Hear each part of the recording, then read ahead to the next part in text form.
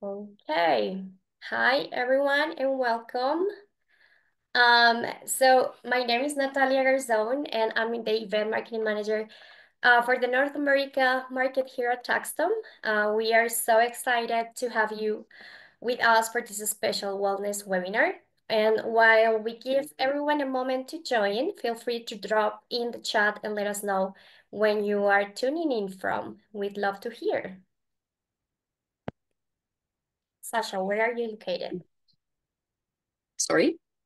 Where are you located? Yeah.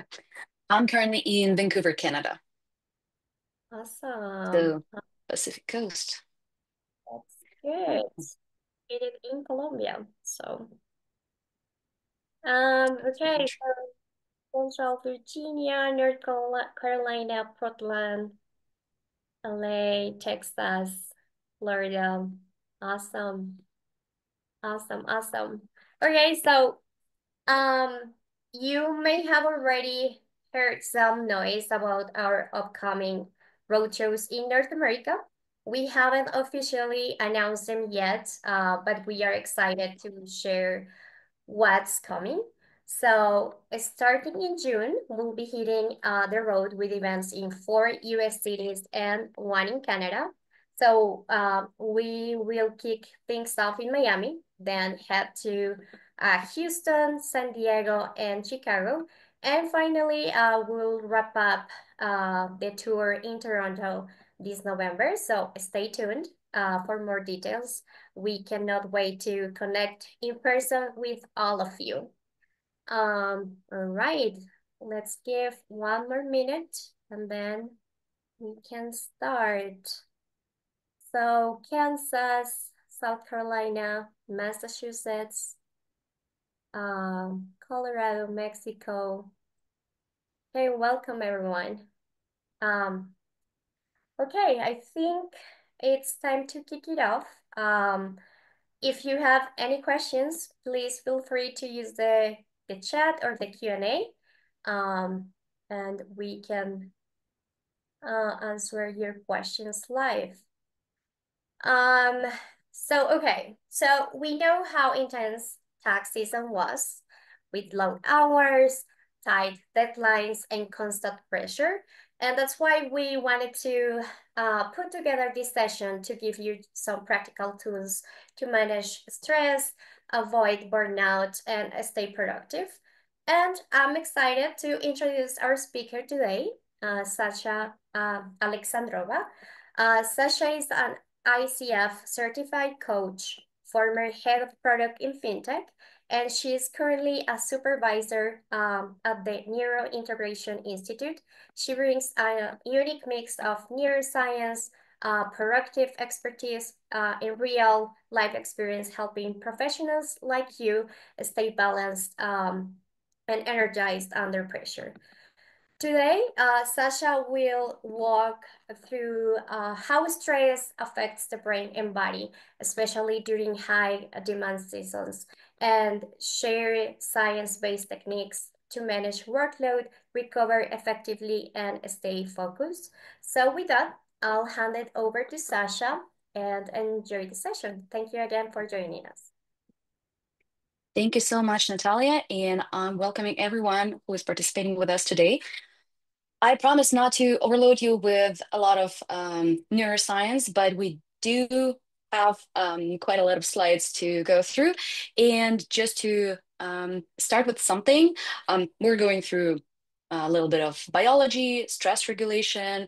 We'll also cover some first aid box for the stressful times, like the tax season, and how to manage your time. Also, in between the slides and in the end within the Q&A session, I will try to answer all of the questions that you have in order to prepare you for the next quite stressful tax season. So, as Natalia said, I've been in several industries that are quite demanding, and product management experience is definitely one that can be compared in terms of managing stress and the need of acquiring some of the self-management techniques that would help. So far, I think that the method, or I guess the part of the method that I will be sharing with you, is the most comfortable or comfortable for me, and the most effective one in terms of understanding what is going on within our bodies and within our brains when we experience the stressful period of time, and how to help ourselves in the moment, and also how to prepare ourselves in order to go through that period of time with ease and with less effort than it could be. So, to start with, we all heard the word stress, and to understand what is going on within our brains is that our brain is wired to protect us from stressful environment. It is basically wired to remember the bad things and to pay attention on the bad things or the dangerous things. I know that we developed so much as a society, and we've developed so much in a technological sense, but at the same time, our brain, the evolution of our brain cannot keep up with the same tempo, which means that our brain is still looking for the signs of the tiger hiding in a bush and how to avoid that. It is much easier for us to remember stressful things about the tax season and forget about the things that supported us. Therefore, it's an additional stress to the brain.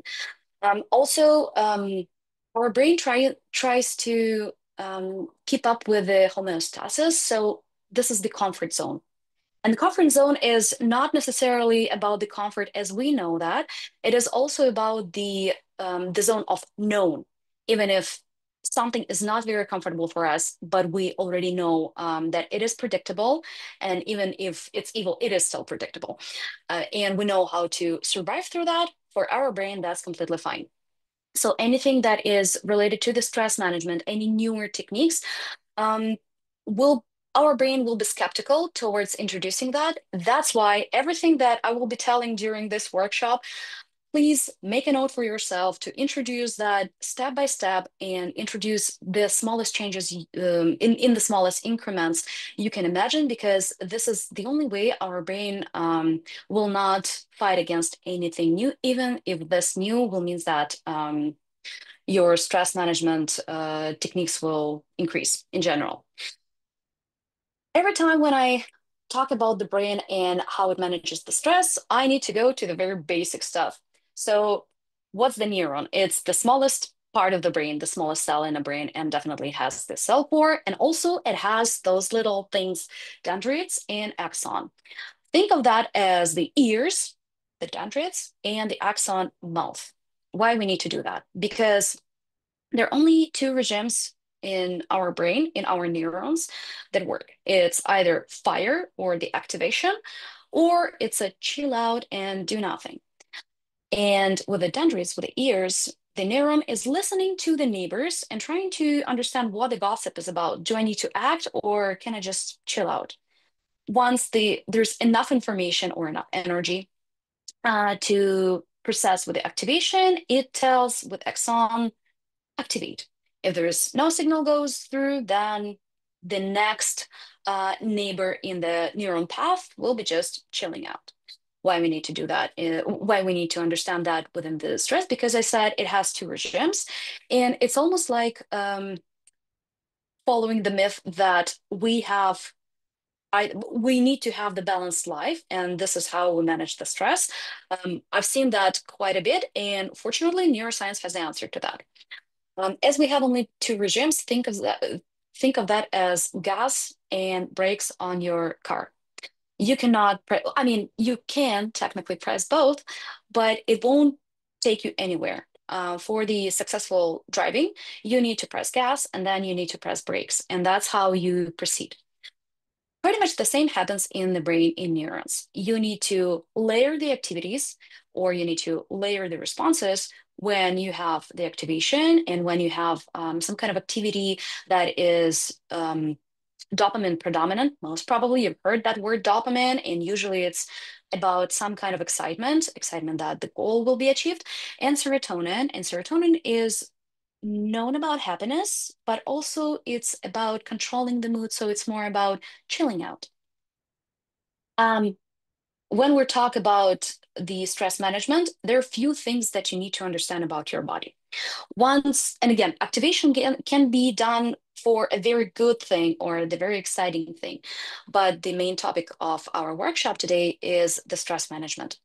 When let's think about this stressful situation, the one that I mentioned about the tiger, because evolutionary, that's what our brain is still wired for. We see that the leaves or the grass or the bush is moving. Most probably it is tiger because we know that this area is filled with our frenemy tiger. What our body does, it releases few components that will be pretty much the same as the anticipation of bad talk with the manager or anticipation of a negative talk about the daycare issue or any stressful situation that you can think of right now. So if it's a really stressful environment, the noradrenaline kicks in and it gives us additional energy and it gives us the speed reaction. So it's nothing about, slowing down and think of what will be the best case scenario. No, it's about acting fast. The HPA axis is triggered, which means that we have adrenaline in our body and cortisol. Those two, they stay for quite a long time, especially the cortisol in our body, and that's what makes stress kind of a bad thing in terms of biology and in terms of the effect of on the body, inflammation, etc. And of course, the dopamine, the guy that helps us also to prioritize the actions to achieve the goal faster. So, how can we run away from the tiger faster, or maybe hide, or maybe we can fight against that, and that will be the best solution at the specific moment, and amplifies the stimulus. But also, there is another regime, as I say. It's a chill out thing. It's when we can stay calm. There are two main Nero cocktails, and we remember that like think of that as drinking from two different cups. The noradrenaline and the team, it's drinking from one cup. Let's call it the red one, and then the chill out is more about the green or blue cup. It has the GABA that is a natural break. It has some serotonin that helps us to control the mood, to control the sleep also, because serotonin is made of melatonin, to say it in a very simple way. Also, there is a little trick with something to calm down with the GABA, how it works. Definitely it helps to calm down, and definitely it is the natural break. However, if we are overstimulated, we have stress over stress on the top of the stress on the top of the stress. We cannot just easily rely on that because first we need to calm down a little bit. And it also tied to two different nervous systems, the sympathetic and parasympathetic. So if you think that you're far away from that, actually every time when you see the client is texting you about the mistake on their statements or anything like that, that's when the sympathetic nervous system and the response kicks in. Your heartbeat raises, your pupils become like really small, your body basically not fully shuts down, but tend to shut down the systems that are not necessarily necessary for survival. And on opposite, when the parasympathetic nervous system response kicks in, that means that we're calming down, all our body functions properly, and we can think properly. We can actually bring our cortex in. We can properly analyze, and our body functions also functions well, supporting the cognitive function. And I've heard that cognitive function is pretty crucial for everyone's career and the quality of life. When we are talking about breaking down that myth about balanced life, basically how the balanced life is working right now, it's layering the dopamine predominant actions or events with the serotonin or calming down. So press the gas, press the brake, press the gas, press the brake. How that can be done in, let's say, within the 2 hours of work.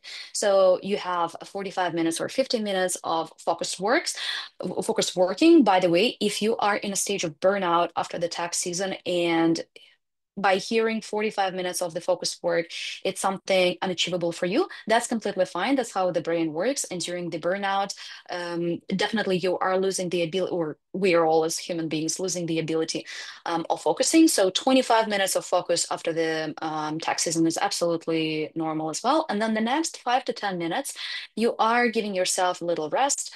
And little rest means not scrolling, because again, that's an additional dopamine, not reading, and not doing. I know that a lot of people tend to go through like Tabata style workouts and, changing the activity. But the best way you can do for yourself to bring back the dopamine sensitivity is just look at the wall, at the very plain wall, and maybe listen to lyricless music with a very slow beats. That will do as well. And or just going for a walk, because that will be another activity that will not bring your heartbeat up, that will not activate dopamine, etc. So layering is the key. Layering can be done on a day level, on the week level, on the month level. You got the idea. And right now, I know we don't think a lot about the dopamine and serotonin and those calming activities and activation activities. Sorry for repeating myself, on a daily basis, or most of us won't do. Right now, I give you a minute, or even half a minute. Just make yourself a note, or maybe post in a chat. The idea is for yourself to understand what kind of activities are dopamine predominant in your life. Maybe that will be your favorite kind of sport that excites you. And even when you think that you will be going to the workout, you feel that, the excitement kicks in. And the serotonin activity, a very comfort one, a recover that gives you the recovery. It can be something slow. It can be sitting with a very close friend. It can be just drinking a cup of tea in the morning in the silence. And I know that for a lot of parents, that will be a very desirable event. So while I'm talking, just write down think. And why we are writing down, by the way, it's because once we have just the thoughts in our head, it's kind of a concept that is not that is harder to bring to the life, to bring to the schedule. Once you have that noted somewhere in your notebook, here in the chat, and you see that written, it becomes more achievable, and it becomes something that you will remember better. So when you feel that you need to recover, you will be going to that activity. So I hope you had enough time to write that down for yourself. And let's go to that wonderful word stress that we've heard so much. So, as I said previously, the brain is known for keeping us as much as possible in the zone of known, the homeostasis. The stress can be good. It can actually give us some growth. So when we're, going 10% more than the zone of known, just doing a few steps here and there, it means that we're expanding our zone of known. It means that it's a productive kind of stress. It's a creative kind of stress for us, and it identifies the growth of us as professionals, as human beings, you name it. After those 10%, depending on our inner resource and how much the battery charged, the psycho-emotional battery, the physical battery, the stress becomes destructive. And it doesn't mean that we cannot survive that. We definitely can. But for us, if we feel that the stress is super destructive at this point, what we need to do is to go to the zone of known as much as possible until it becomes that 10% of the growth that we can withstand. We'll talk a little bit later about at what point stress becomes destructive from the perspective of neurobiology. There are different stress factors that we can rely upon to understand what's going on and how much stress I actually feel. So for the stress factors, we have that wonderful abbreviation PRISM. I love that because you easily can remember. And while I will be going through all of them, there are 5 of the main psychological stress factors. Please try to note which one you were recently experiencing. It may be all of them. It may be some of them. You may be surprised to understand that actually you're facing only one or two, but they just because of the level of, let's say, predictability is super low in your current state, that gives you a lot of anxiety.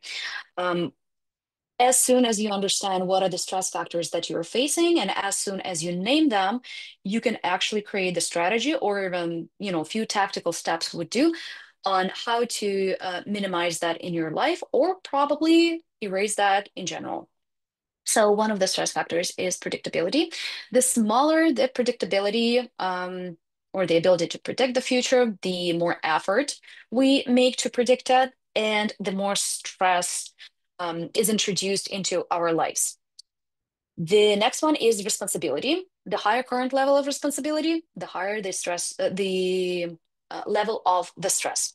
I know that with a lot of positions like the team lead, the manager, director, etc., the level of responsibility grow, and obviously the stress levels are growing as well. For our brain to be comfortable with the level of responsibility while it's growing, it needs to see the benefits that are logical to our brain, so that will help us survive. It can be monetary benefits that we're receiving with certain level of career position in a letter.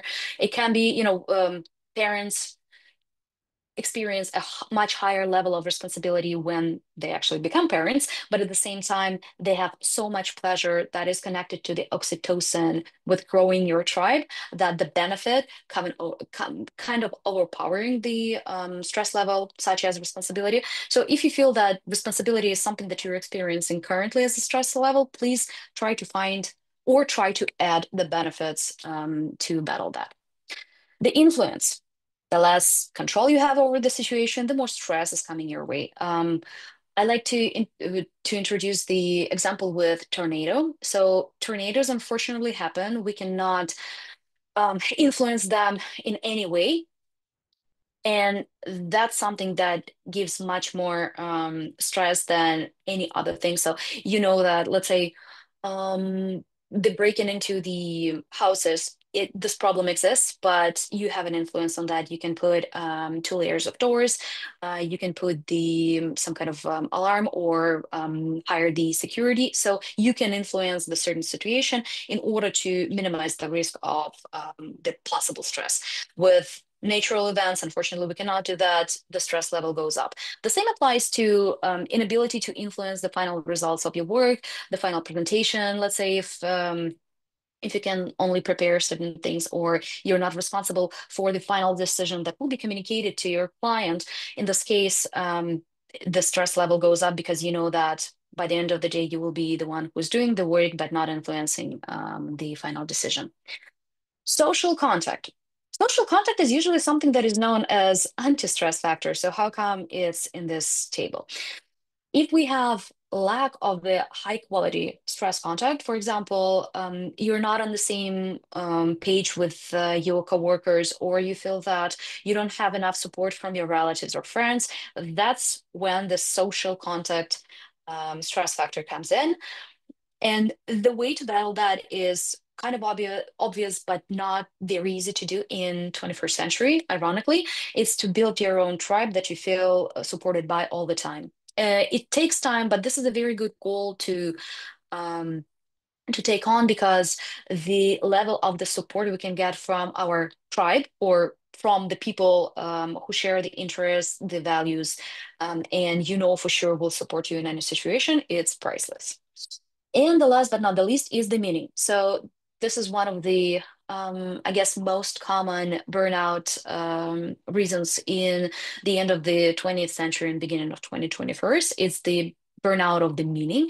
It's when there is a big contradiction between your inner values and beliefs and your actions. It can be presented in family, in a group of friends, obviously in a workspace. And that's why people are trying to find these days the workplaces where the culture is super close to them. So even during the stressful period of time, they won't have that contradiction between inner values and the external actions. Now, we've talked through predictability, responsibility, influence, the social control, and the social context and the meaning.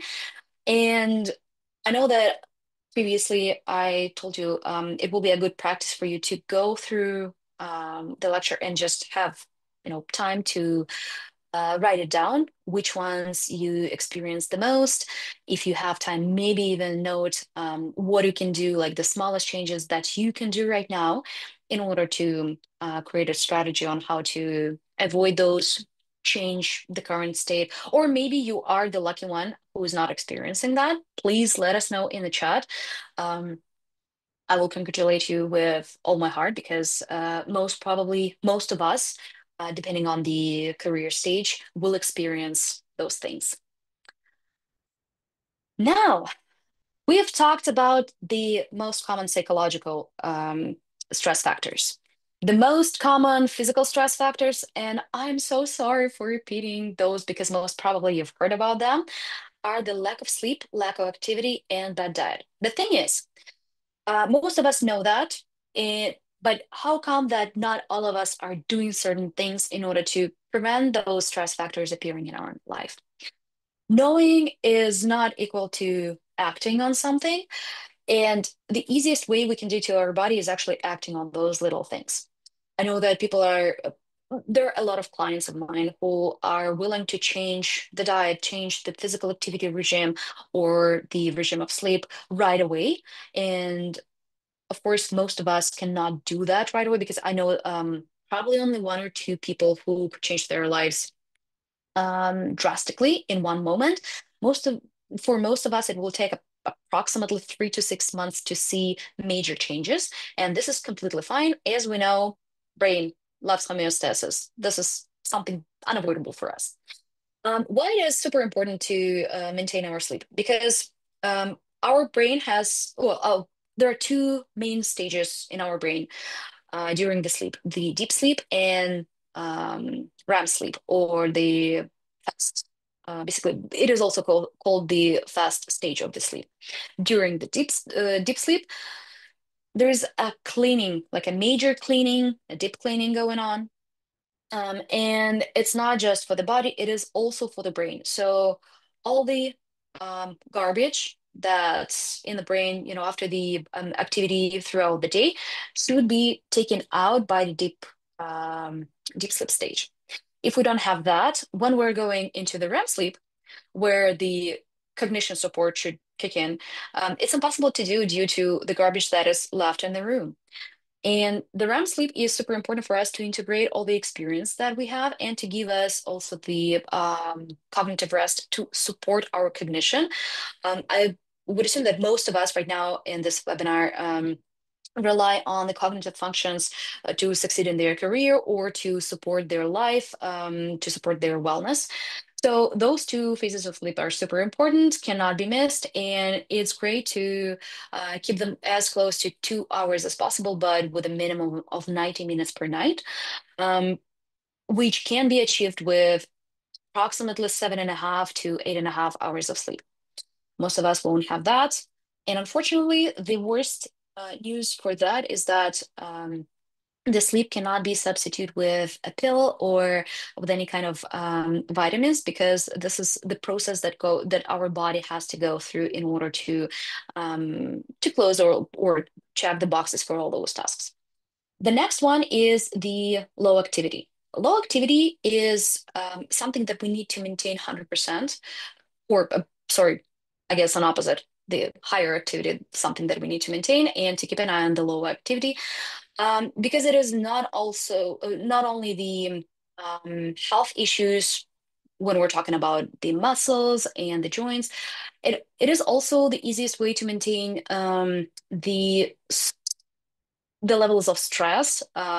We can influence it by the cortisol levels, by lowering down the cortisol level through the activity that is approximately at 65% of your heartbeat rate. That can be walking, that can be jogging, most probably not, but walking is a good one. It can be a low stress yoga or Pilates. And when you're doing that, your cortisol basically is released from the body much faster than when you just let it be with a low activity, with sitting the whole day. I know that for a lot of us, in terms of the schedule, it is almost impossible to maintain great workout routines during the busier period of time, like the tax season. That means that what can be done? If we have team leads here, I would strongly suggest, if the weather allows and if the team setting allows, to do some of the team meetings during the walk. So if people are, let's say, working from home and joining from home, allow them to be on a walk while they're on a team meeting. I know that a lot of startups introduced that a 30-minute walk and talk. And that actually gave incredible results in terms of the level of activity, in terms of the brain clarity or the mind clarity among the employees, and our satisfaction with the life and the workplace as well. So, team leads, please, if it's something that you can introduce, that will be a great idea to start. For those who cannot, just find the time to walk throughout the day. Maybe that will be about parking the car 10 minutes away from the office, or just doing around, a quick walk around the block before or after the work, or even around the office block, probably.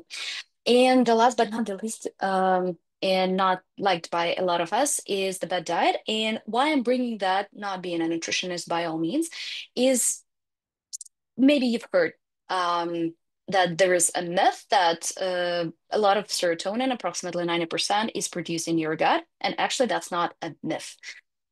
So by supporting your microbiome in your gut, you're actually supporting the serotonin production in your body, which means that if you don't have that, if you don't support your body, every time when you're layering those activities, and even if you're religiously following the advice of having dopamine and then serotonin activity or activation and chill out activity, you won't get enough serotonin just because your body, yes, you do have time in your schedule for that, but your body cannot produce that.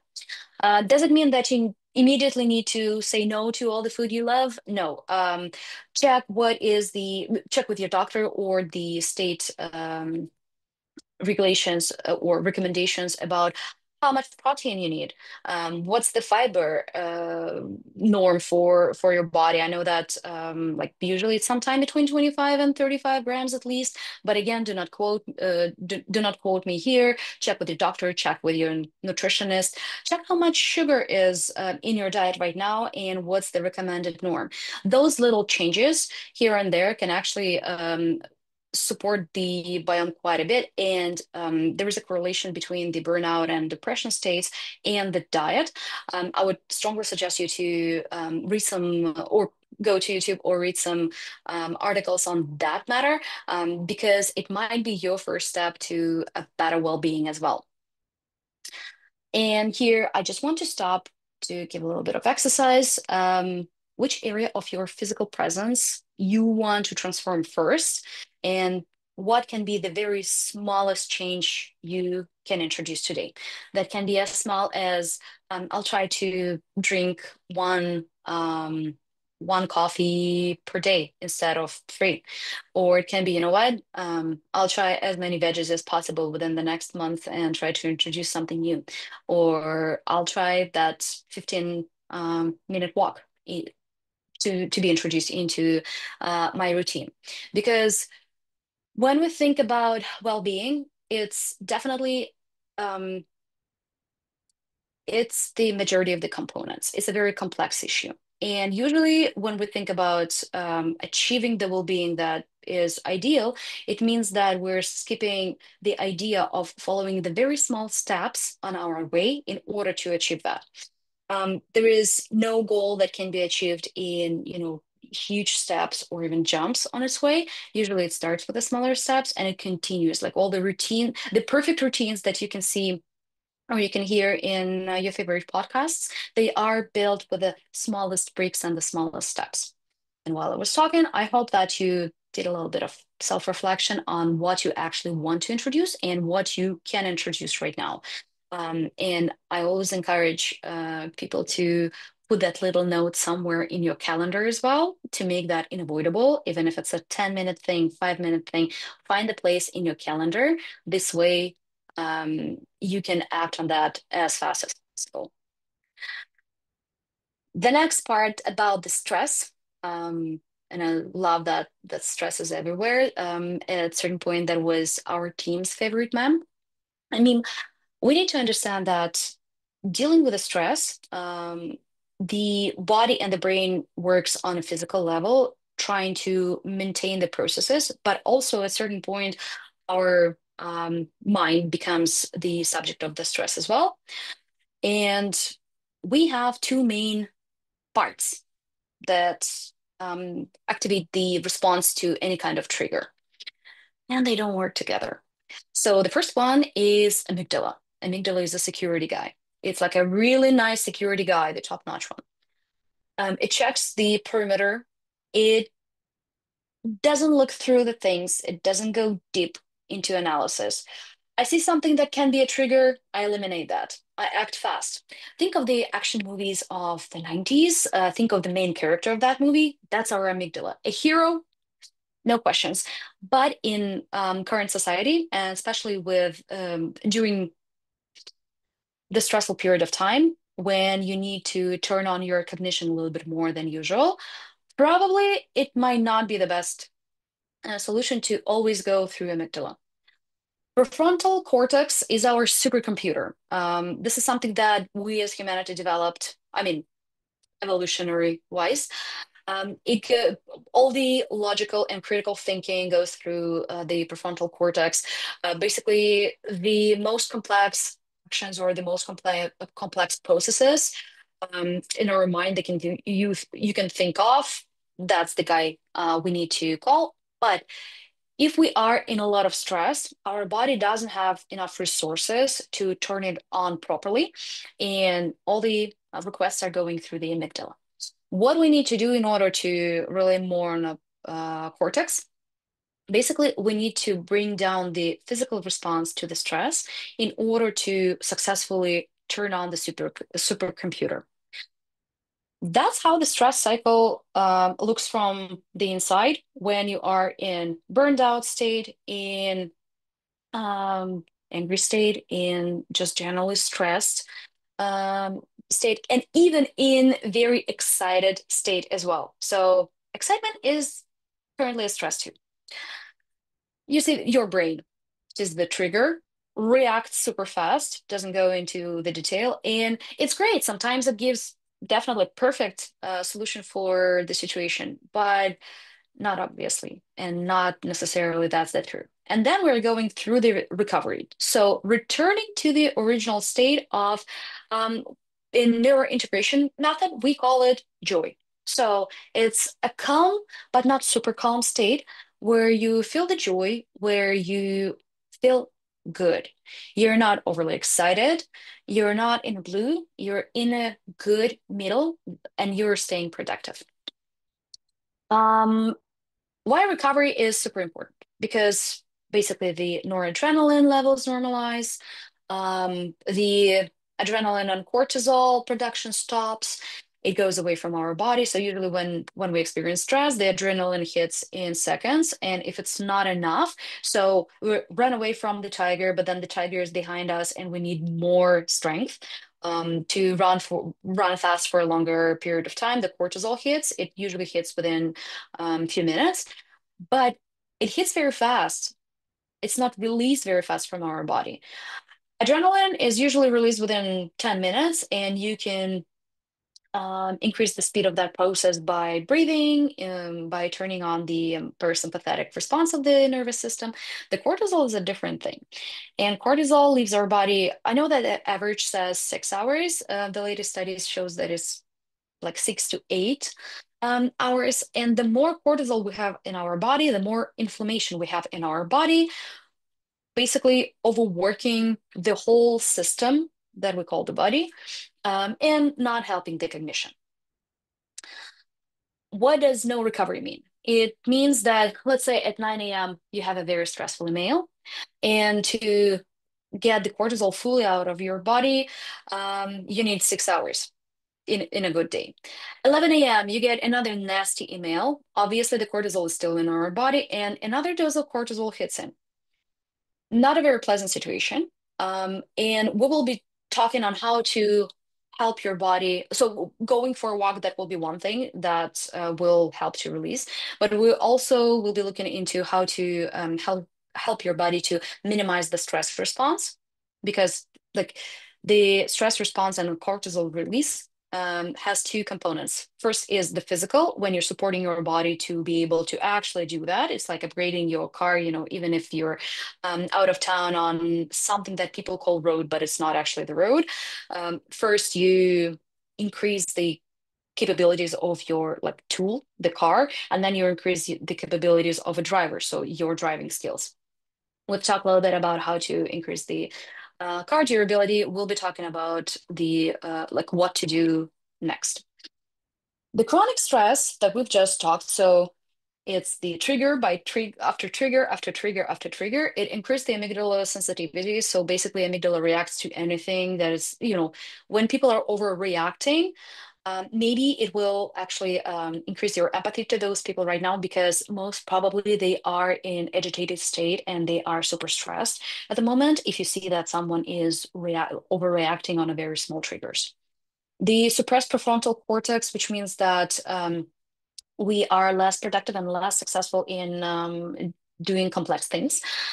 Um, More reactive, more emotional decisions, and inability to separate your emotion and your action on the top of that emotion usually would usually is linked to the decisions that are not optimal for the situation. Black and white thinking increases, no explanation needed here. And it goes into the sensory receptors become less sensitive. So when you're hearing about, let's say, the dopamine detox that or digital detox that people are talking about, this is a great example of how to gain back that dopamine sensitivity to be able to go for, let's say, the long term goals instead of just a shorter things that give you a dopamine boost. Emotional numbness, specifically, it affects less career, but more your well-being in general and the quality of your life. It is hard to focus. So when people are in a burnout, especially when they're further away in the burnout zone, and that's a prolonged thing, a lot of people notice that they cannot focus on the task even for 2.5 minutes. Taking into consideration that our focus has been depleted and our focus is actually less than the goldfish has right now. That's the, I would say it is a pretty big problem for anyone who is going through this stressful period of time. What you can do, again, we are talking here in this workshop on what's within your zone of control and how you can manage that to prevent going into the burnout stage. And what we want to achieve this. So your brain sees the trigger and it's in that state of joy. It's not in a burnout, it's not in a big stress. It actually turns on the cortex and the cortex goes into the deeper analysis. Okay, so for this trigger, do I need to ignore that? Do I need to act on that fast? Do I need to prepare maybe to act on that? So maybe I need to hold off right now, or I need to read something before or check something before answering the email, or maybe I can delegate that. That's not within my zone of control, and that's completely fine. Then the most optimal reaction goes in, and then recovery, the full cycle of recovery that we need before the next trigger. Of course, that's a little bit from the unicorn world compared to what we see, but knowing that this is something that we need to be able to achieve at least gives us the guideline on when we need to bring the cortex, how to shape our mentality, how to deal with the stress, remembering that most probably in each and every situation, there is at least 3 to 4 different solutions. This thought also helps with the predictability and with the influence. The two psychological stress factors that we talked before on previous slides. Basically, it gives you the predictability that, okay, it doesn't matter what kind of situation, I will have at least a couple of solutions that I can think of or that I can bring people to think about together. And the influence, there is obviously some kind of influence that I can do on this situation, or at least on my reaction to this situation. It might be the choice of ignore the situation. It might be the choice of acting on that, but this is my part of the influence. And just by knowing that, we can already trigger the parasympathetic nervous system response and bring down the heartbeat, just calm, calm down a little bit. What else to do? This is the little technique that will help you to achieve the maybe not a full calmness, but at least to calm down. And what we're trying to do is to activate the parasympathetic nervous system. This is one of the most science-based, I guess, and the easiest way to calm yourself down when you need to come up with a decision or you need a clear mind.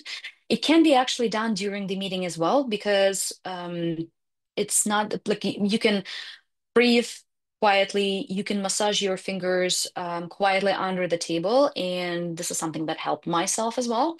So what we're doing here, when the time of exhaling is longer than inhaling, our brain knows that it needs to release the one of the mediators to bring the heartbeat down and to activate the parasympathetic. So 4 counts and 7 counts is most common way of doing that. The inhale on 4 counts, then the exhale on the 7 counts. I have my own count, sorry, here. If you are a little bit longer or a little bit shorter, that's completely fine as well, because we have different cycles. The other one is the humming sound, and that will help to activate the vagus nerve, which activates the same response. Um, Definitely, you cannot do that during the meeting, but if you have a 2-minute break and you can go to the restroom, that is something that you can do for yourself. The humming sound is basically mm, the sound that you can hear in a lot of yoga practice.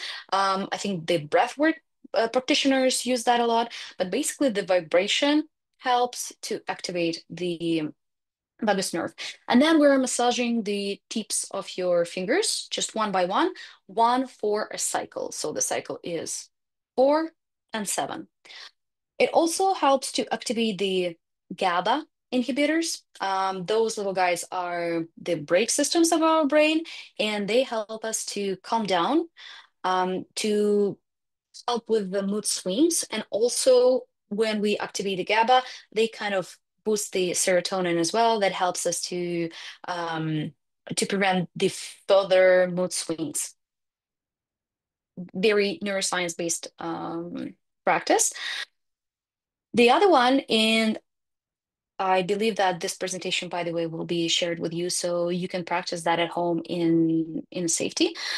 It's bringing focus back. This is the little exercise that a lot of C-suite of the startups love to introduce before the meetings. It's either they're doing that on their own desk or make the whole team do that. I will not lead you through the practice, but I will explain that why we're doing this. So basically, you are changing the point of the focus every 4 breathing cycles. Here, you can do the same breathing cycle of 4 and 7, or do 4 and 4 if that's something that is easier for you, maybe 5 and 5, depending on what you're trying to do. Is you're trying to focus on things and keep your mind focused on that as well. The first one is direct your focus to sensations inside your body. That can be a certain part of the body, that can be a temperature somewhere in the body, or maybe you have like a feeling. The next step is to shift your focus onto sensation on your skin. Again, any part of the skin, probably you feel your shirt touching your skin, pants, or maybe even your feet on the floor.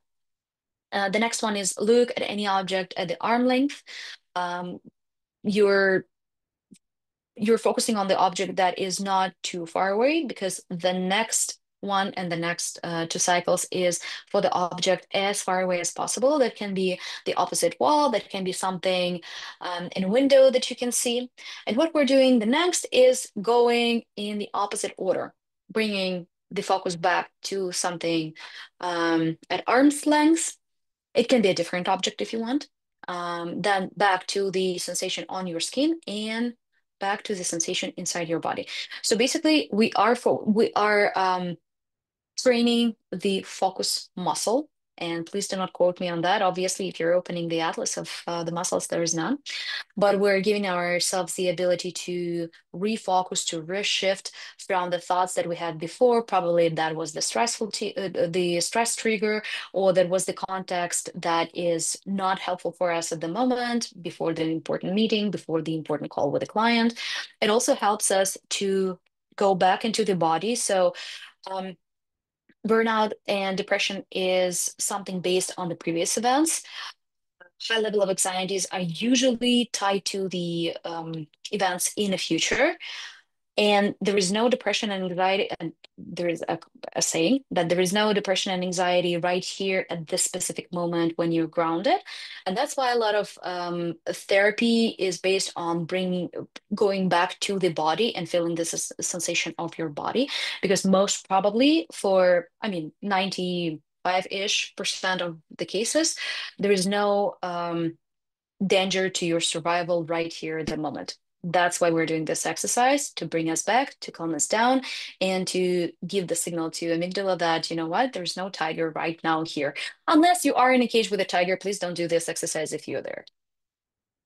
Now, the very, let's say, core of what we can do to help ourselves. We have only a few slides left here.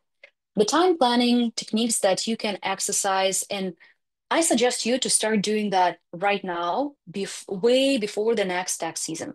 Because once you master those skills, and any skill, even the time planning, it needs the time to be mastered. So if you start doing that right now for the next tax season, you will be fully prepared. First, the time blocking for the rest. We need to understand that giving us a proper rest, and again, not scrolling, not excessive activity, but a true rest for our body. This is the essential for us to functioning properly. My suggestion is block the time, 15 minutes a day, 4 hours a week, better in one chunk, but can be divided into two, one full day a month, and at least 2 weeks a year for the rest. The rest should be not career focused or some learning opportunities. It definitely can be exciting, but it needs something that allows you to fully refocus, shift your attention. Once you have that blocked in your day, you can start building the rest of the day around that. This way, you will know that you have those 15 minutes just for yourself. And trust me, sometimes during the burnout, this is the safest zone that you can create for yourself. The social contact, obviously, social contact is something that we thrive on. Also, in preparation for the tax season or any other, I don't know, the season of the conferences, the season of family gathering, for example, you need to obtain as much as you can of that battery and recharge the social battery. The Pareto principle would do the best here, just because the 20% of our tribe usually gives us the 80% of the quality of the time spent together. So prioritize hard for your social contacts when you're going through them and when you're scheduling certain meetings. Try to understand, and the closer to the tax season you are, the better understanding should be that you need to bring only those people who can give you the pleasure of a talk, the pleasure of the time spent together. I love the time planning technique that is called Delegate, because this is something that we don't think too much, or at least many of us don't. And the delegation can be not just within the workspace. You can delegate definite certain tasks within your household, and we definitely all have different budgets, and we all have different financial goals. But we also can look into the things, what we can delegate and how we can save the time. So it might be the online delivery of the groceries, and easily it's up to, I don't know, 2 hours maybe, overall save time in a week. We can delegate the meal prep and just order the full meal prep thing. And this is the easiest way to delegate if it's, again, within your budget. Different services that can be hired, and if you know that during the very demanding tax season, you're also draining your resource on cleaning, probably it will be easier for you to pay bi-weekly for the cleaning service for those 2 to 3 hours, but you will be fully recharged, and this way you can survive the tax season. Delegation can be in very different, can be done in very different ways. Think on how to plan your time accordingly and understand that your highest priority should be your resource, because this is the otherwise it is the easiest and fastest way to the burnout. For the task management techniques, again, I'm not saying a lot of new things probably, but those are neuroscience based and give you the biggest outcomes in the long run. So first is no multitasking. It is a myth that we can multitask, and what's happening instead is you switch between the contexts very, very fast. Which is not the most effective way of using of our brain usage, because it basically burns more gas or burns more energy within your brain. Kids can do multitasking, and it is tied to the neuroplasticity. Neuroplasticity, or the ability to build the new neuron paths. It has two states, the active and the passive one. The active is when you put an effort to learn something or build new skill, or repeat, repeat, repeat in order to be able to repeat that faster. Kids, or well, pretty much anyone until I would say 18 years old, and again, the younger, the more you can see that, uh, has the passive neuroplasticity, which means that your kid can multitask and can do several things at the same time, listening to what adults are saying, to adult conversations, building the brick and eating something, and that is interconnected. Those neuron paths are built in equal quality. For the adults or anyone after 18 years old, I wouldn't suggest to exercise that, just because again you're tiring yourself. The next one is sort your tasks by the context that is most logical for you. We all different, and our logic works a little bit differently as well. For some people, for the creative agency, for example, it was easier for one of the directors to go by the type of the content. So checking and giving feedback on all the creative copies, and then going through the images, and then going through the videos, and then through the audios. For another person on the same team, it was much more logical to go client by client and checking everything that belongs to one client, and then to another one, and to another one, because um, all the content was tied to a client, and they wanted to check the box by sending to the client something right away. Only you would know which context is the most logical. So my suggestion is sit down, understand on what kind of blocks are preferred by your brain, by your logic, and this way you can save tons of time instead of switching the context throughout the day. And the circadian rhythms is something that, if you're not aware of your own circadian rhythms, I would strongly suggest you um, to learn that, and can be done by different things. It can be Oura Ring, it can be Apple Watch, or any other fitness bracelet that gives you information about your sleep and how you act throughout the day. And there are different apps. I can suggest the Rise Sleep app because I'm using that, not their affiliate. They give you the understanding of the circadian rhythms and when you have peaks and when you have lower blocks of time during the day. My suggestion is obviously to schedule again, if you can do that, the hardest calls, the most important meetings, the brainstorm sessions during the peaks, and usually you have two of those during the day, and then just some kind of routine work during your lower times. Even if you can nap, that will be wonderful, but routine during the lower stages of the day would definitely be something that you're looking into, just because your energy will be a little bit lower. I would say the brainstorm sessions would be exhausting. You will see that it is a little bit harder for you to come up with some kind of creative solution. I know that, again, some teams' work cannot be predicted, and it's really hard to maintain that. If you can, that will be wonderful. Um, you will see in this presentation that sleep, eat, and move are those things that will help you the most. So 90 minutes at least of rep sleep, eat your diet and know how to feed your brain.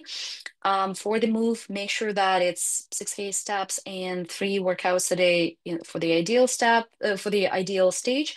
If you cannot do the 3 workouts, do as close to 6K steps as possible. You don't need to do 10K steps by the latest studies. And the very last thing, right now, think of what you want to achieve before your next tax period, what tools or emotional control techniques you want to master, how you want your fitness routine to look like, and what actually you can fit into your day. Right before that tax period, it's time to plan your next few months. See what you like, build your schedule around your rest, and think of the social meetings that you want to create experience with. Plan them out in advance so you know that those obligations are on you and you cannot move them. And during the tax period, prioritize everything super, super hard because this is if you prioritize that properly, there's a very high chance that you will survive the tax season without the burnout, and your brain will keep as productive as possible. The quality of life will be as high as possible, and you will even have time for fully enjoying your life, even during tax season. Thank you very much for participating. I hope that it was useful for you. I hope that you got a few useful tips. And please let me know if you have any questions. I know that I see one of the questions posted here. Natalia, do we have time to answer that? Yeah, just let's take 1 minute and then we can wrap up. Mhm. Absolutely. Jessica asks a wonderful question about how to exercise. So the with the walk, it's a unique type of exercise that you can do because your body is moving in a very natural way, unless you're in a high heels. But I hope that you have an ability to do those little walks without the high heels, like keeping sneakers, I don't know, under the desk. And your body acting physically correctly, and at the same time you devote your attention to the meeting. If it's a super important meeting where you're going through the strategic decisions, probably it's not the best example. But if it's a team stand up or something like that, I would probably encourage at least try to walk during the meeting and see what's the difference in your level of energy and level of cognitive abilities. Awesome, awesome. Thank you so much. Oh, I can see someone ask a question. I think, let's see. Yeah, is it a hormone that causes you to crash after tax season? It's I wouldn't say that it's one hormone. It's a cocktail, and it's actually a lot of cortisol in your body, and inability of your system to recover properly. So most probably what you're experiencing is I can go back into a few slides. Uh, Inability to sense how much of the neurococktail you have right now in your body.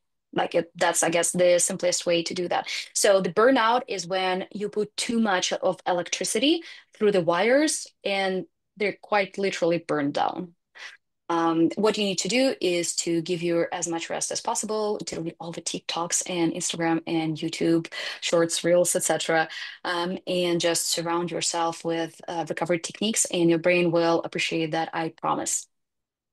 Okay, perfect. Thank you. I see another question here, but Leah, we will get back to you in email because we have to be cautious of people's time. So thank you so much